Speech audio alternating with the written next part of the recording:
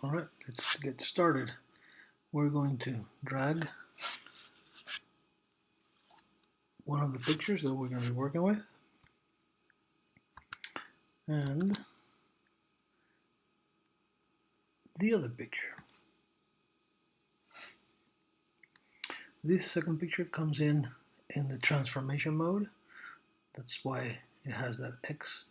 So for now we're going to hit enter to get out of the transformation mode. The top layer needs to be a little bit see-through because we need to see both images at the same time. So we're going to bring down the opacity. We're going to be able to see both pictures at the same time. It gets a little confusing, but we'll get used to it. Let's unlock this layer because we're going to have to mess with it in a minute. So we're going to position that bottom layer. I get the move tool, and we're going to move the bottom layer. And the goal here is to line up, let's zoom in a little bit, we're going to line up the eyes. Okay, so we're going to start lining up the left eye. Okay, so that looks pretty good. You can nudge it with arrows left and right, but I think that looks pretty good. Okay, now we're going to resize that bottom layer.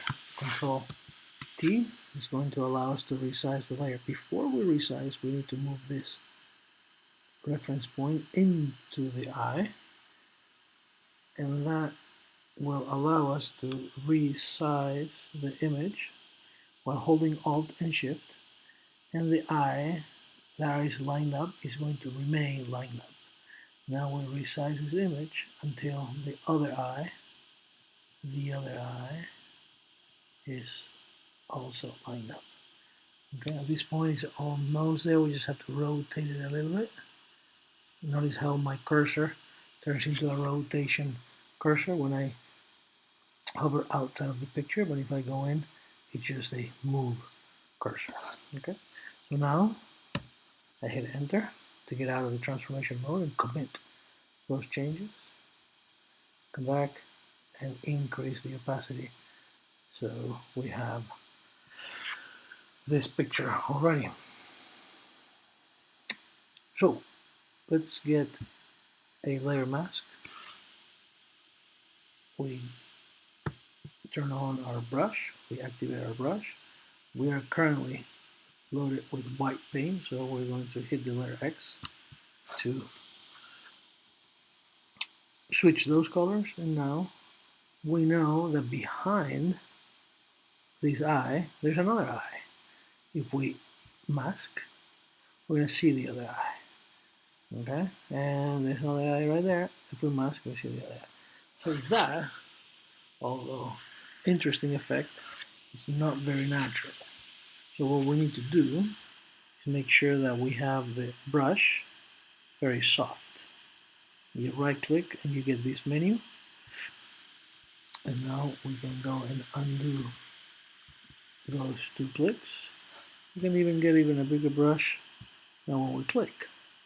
Notice how it's much more natural because the mask has gotten paint that is feathered. That's the word for it. It's the transition between where there's ink and where there's not ink is very smooth. It's very gradual, right? So we have, now we can do something like this. We can exchange haircuts and even ears. Do something like that. Alright, and maybe the other side, same thing on the other side. Alright. And that's that. Okay, sometimes when you have, well, we can crop this, okay, with letter C. Press letter C. If you hold Shift, Alt, now it's coming down from, at the same time it goes up from the bottom, left and right the same way. So we can come on, hit enter. Sometimes when you have different skin tones, different values for the skin, you can add an adjustment. You can turn it black and white. Well, that's not black and white. Let's do the right one. Black and white. And it's much more forgiving than the color. Okay. Now don't forget to work to make this not look Photoshop. Okay, so right here, this shoulder needs to come back a little bit. You can use whichever one of the two backgrounds you want. Sometimes it'll be better to use one, sometimes it'll be better to use another one. Just up to you to make the choice. For now, I'm just going to leave it like that. I'm just going to leave it like that. Look at that new guy with a bright forehead. Anyways,